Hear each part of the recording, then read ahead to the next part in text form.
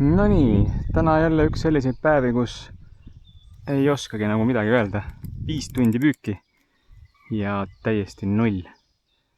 Ja võta siis kinni, mis see põhjus on. Kas on vesi liiga madal, temperatuur vale, ei meeldinud talle päike või mis värk on. Põhjaõngega viimase tunni sees oli 3 väikest tonksu. Nii et midagi siin liigub, aga see on see meie müstiline tilistaja vist jälle.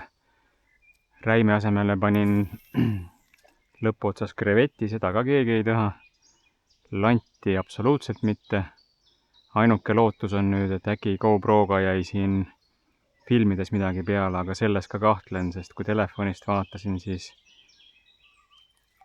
tundus ainult niisugune kollakas udu olevat seal.